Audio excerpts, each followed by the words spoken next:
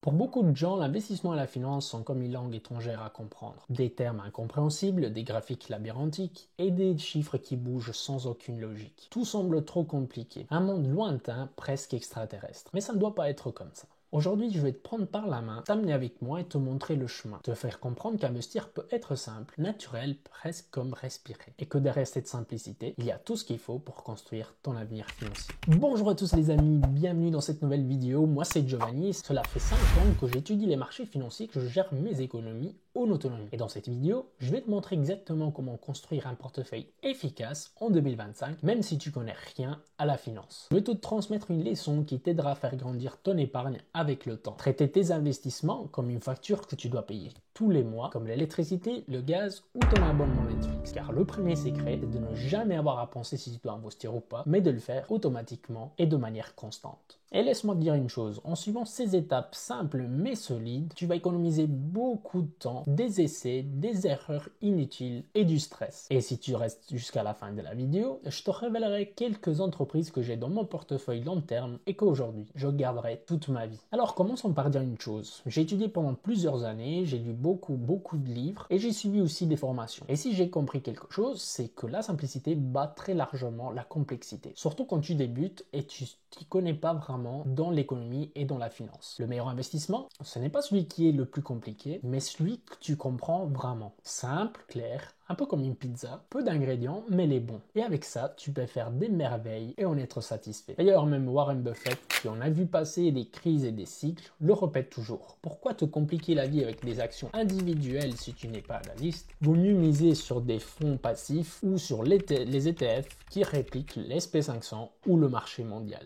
Car c'est pas seulement une question de diversification, c'est aussi une question de coût. Les ETF sont ultra légères comme une plume, avec des frais ridicules. On parle de 0,1-0,2%. Et crois-moi, les frais sont essentiels, parce que comme des petites gouttes qui creusent dans la pierre, à long terme, ils font une énorme différence dans ton portefeuille. Maintenant, venons-en au concret. Si aujourd'hui je devais construire mon portefeuille à partir de zéro sans aucune connaissance des marchés financiers, j'utiliserais une approche à 3 fonds. Donc 3 ETF, 3 ingrédients, ni plus ni moins. Un pour la partie actionnaire, donc un indice qui réplique tout simplement le marché américain ou global, et oui, que ça plaise ou non, le marché américain est encore un des plus grands, des plus forts et qui donne des rendements stable, un pour la partie des obligations, donc plus stable et moins volatile, et enfin un ETF sur les matières premières. Et dans un instant, je vais vous expliquer ce que j'entends comme matières premières. Pourquoi 3 fonds? Parce qu'avec 3 ETF, tu tiens pratiquement les clés du monde entre tes mains. Des dizaines de milliers d'entreprises, et si l'une d'elles tombe, tu t'en rends même pas compte. Par exemple, tu te souviens de Nokia, c'était pratiquement un géant, puis iPhone est arrivé, et ce fut la fin. Ceux qui avaient misé tous sur Nokia, ils ont tout perdu, et ceux qui avaient misé sur des ETF, par exemple l'SP500, même aujourd'hui, ils engrangent encore des rendements solides. Et maintenant, je sais que tu es en train de penser, mais comment je repartis mon capital? Cela dépend de toi, de ta vie, de ton âge et de ta tolérance au risque.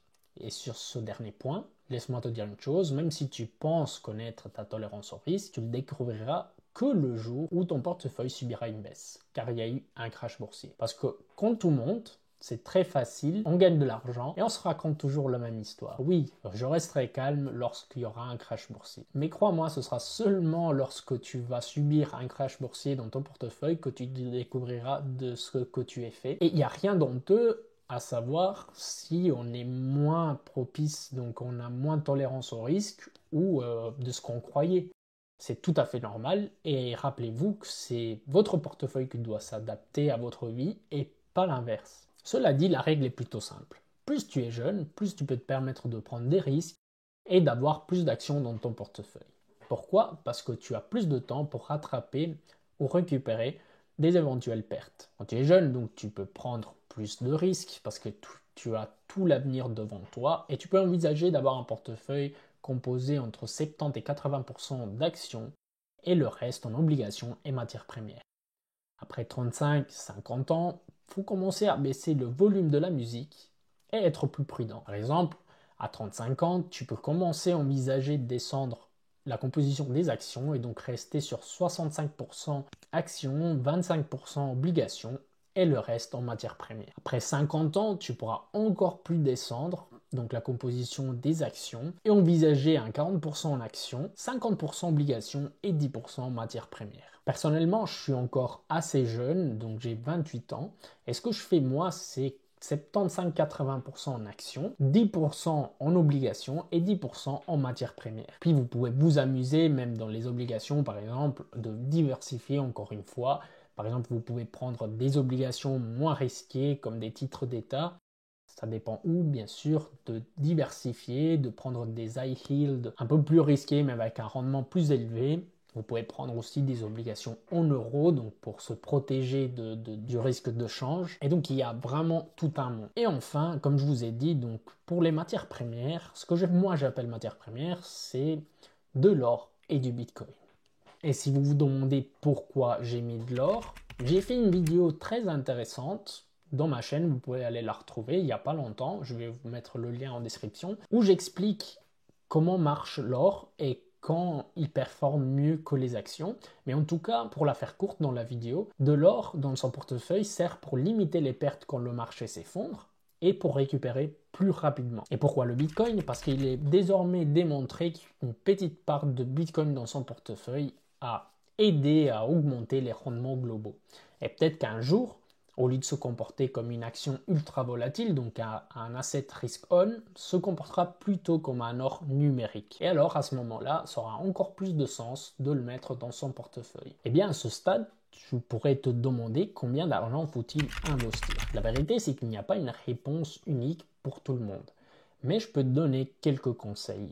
Tout d'abord, tu ne devrais pas investir tant que tu n'as pas constitué ton fonds d'urgence. Mais je vais t'expliquer ça avec un exemple. Donc, admettons, tu as investi sur un portefeuille où tu as fait des projets à long terme et que ta voiture tombe en panne ou tu perds ton emploi ou encore tu dois faire face à une dépense médicale imprévue. Si tu n'as pas de fonds d'urgence, tu devrais toucher à l'argent que tu as investi. Et là, gros problème, si cela arrive précisément quand le marché chute, donc il y a une baisse et ton portefeuille est en perte, et je t'assure que pour la fameuse loi de Murphy, ce serait pile à ce moment-là, tu serais obligé donc de vendre en perte et ruiner ton plan à long terme. Donc l'argent que tu as investi ne devrait jamais être touché et donc tu dois te créer une situation où tu peux te permettre de ne pas y toucher. Et combien devrait être ce fonds d'urgence, donc de quelle taille? En général, on recommande entre 3 et 6 mois donc de tes dépenses régulières, tout ce que tu as besoin pour vivre, donc ton loyer, ton crédit, la facture d'électricité, le téléphone,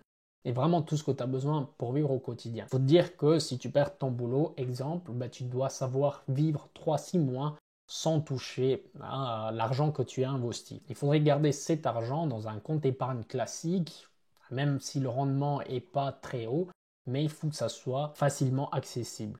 Ok, maintenant tu as construit ton fonds d'urgence, tu es prêt à investir, et la méthode, et là tu vas choisir la méthode d'investissement. Il y a plusieurs méthodes, l'AMPSAM ou le PAC, mais ce que je te conseille pour commencer, c'est vraiment le PAC, le plan d'accumulation de capital. Je vais t'expliquer tout de suite pourquoi il est si puissant et comment tu peux commencer à l'utiliser concrètement. Donc tu travailles, tu mets de l'argent de côté, donc 30, 50, 100, 200, peu importe combien. Ce qui compte vraiment, c'est que tu le fasses constamment. C'est un peu comme quand tu payes Netflix ou ta facture d'électricité. Tu n'y réfléchis pas, ça se fait automatiquement. Et c'est justement cette habitude qui est le secret de l'investissement à long terme. C'est un peu comme quand tu vas à la salle, tu vois. Si tu vas de temps en temps, pas régulièrement, il ne se passe rien. Mais si tu vas constamment, toutes les semaines, 2-3 fois par semaine, même si au début tu vois pas de grands changements, mais ton corps commence lentement à changer. Eh bien, c'est la même chose avec ton épargne grâce au plan d'accumulation. Si tu investis régulièrement, mois après mois, année après année, ton capital commence à grandir petit à petit grâce aussi au concept de l'intérêt composé. Mais faisons encore un exemple concret. Donc, si tu décides d'investir 100 euros par mois, après un an, tu aurais 1200 euros. Et après 10 ans, si tu les laisses sur un compte épargne, tu aurais 12 000 euros. Mais avec l'effet des intérêts composés, au lieu d'avoir 12 000, tu aurais quasiment 17 438,2. Non, je rigole, j'ai dit ça au pif, mais c'est sur les 17 000. Et donc le plus beau, c'est grâce à la magie des intérêts composés, ton capital, il grandit de plus en plus. C'est un peu comme une boule de neige qui dévale d'une colline. Plus elle roule, plus elle accumule de la neige et plus elle grandit. Après avoir vu donc comment investir comment repartir notre portefeuille et aussi qu'il faut créer un fonds d'urgence avant d'investir, on passe à la dernière étape, le choix du courtier. Le courtier, c'est comme une banque, ou ça peut être une banque qui vous permet d'acheter et vendre des assets financiers, donc comme des ETF, des actions, des obligations, des matières premières. Et donc c'est fondamental de choisir un bon courtier. Moi, personnellement, j'utilise Scalable Capital. Donc ça fait 2 ans, 3 ans que je l'utilise. Vous avez des plans d'accumulation de capital sans frais. Et si ça vous intéresse, vous trouvez le lien en description. Et je referai aussi une vidéo pour 2025 donc de Scalable Capital parce qu'il y a beaucoup de choses qui ont changé. C'est devenu maintenant une banque. Et donc abonne-toi si tu ne veux pas rater cela. Et maintenant, avant d'arriver à la conclusion, laisse-moi te donner un autre conseil. Tiré de mon expérience, maintenant ça fait plusieurs années, j'ai vu le crash du Covid. J'ai vu aussi la guerre en Russie, donc j'en ai vu quelques-unes moi aussi. Ne te laisse pas effrayer par les pertes. Les marchés financiers, c'est comme ça. Parfois ça monte, parfois ça descend. Ça fait partie du jeu. C'est un peu comme un trajet en voiture. Tu as des embouteillages, parfois des ralentissements, et il y a aussi parfois des détours à faire. Mais tant que tu ne t'arrêtes pas, tu finiras par atteindre ta destination. Donc si tu gardes ton calme et tu continues d'investir constamment, tu verras que ces petites pertes temporaires se transformeront en opportunités. Parce que plus tu restes investi longtemps, moins tu risques de perdre de l'argent. Bien sûr, de temps en temps, il faudra faire un petit ajustement, rééquilibrer ton allocation, exactement comme on taille un arbre de temps en temps ou comme on entretient un jardin. Si quelque chose a trop grossi, tu réinvestis plus là où tu es en retard. Comme on a dit, parfois la simplicité bat largement la complexité. Et rappelle-toi d'une chose, donc investir, c'est pas un sprint, mais c'est un marathon. Et oui, je sais que tu penses que la vidéo elle est terminée là, mais je t'avais promis un bonus, tu t'en souviens? La liste des actions que je garde dans mon portefeuille long terme, celles dont j'aime le bilan, les bilans, la perspective de croissance et aussi leur business model. Et donc là, on va arriver au bonus. Donc si tu es un peu plus expérimenté, tu peux penser de réserver une toute petite partie à des actions individuelles. Mais attention, donc la liste que je te partage, ce n'est pas un conseil en investissement. Si tu sais faire de l'analyse fondamentale, donc fais tes propres recherches avant de investir. Moi, j'ai fait les miennes. Et attention, encore une fois, donc si tu n'es pas expérimenté, laisse tomber les entreprises individuelles. Ou même si tu veux tester, ne fais pas d'excès. Fais toujours tes choix en fonction de tes compétences. Et aussi parce que ça, c'est pas une liste complète de toutes mes actions. Donc j'en ai une vingtaine, je t'en partage 6 ou 7. Et alors, si tu es prêt, allons-y. Donc, commençons par l'Europe. ADN, ASML, LVMH et Ferrari. Puis, si on passe aux États-Unis, donc il y a Nvidia, Salesforce, Brookfield Asset Management, Mastercard, British American Tobacco et Amazon. Ceux-là, ce sont les entreprises que moi, à chaque fois que le marché chute, je suis toujours là pour essayer d'en acheter toujours plus. Mais donc, en résumé, fais de ton investissement ta priorité, une dépense essentielle que tu ne dois pas réfléchir à chaque mois, tu dois juste la faire. Point barre. Et tu verras que ce petit geste répété dans le temps peut vraiment changer ton avenir financier. Merci pour avoir regardé la vidéo. Dis-moi dans les commentaires si cette vidéo t'a été utile. N'oublie pas de checker la description pour le lien vers Scalable Capital. Et avec ça, je te dis à la prochaine.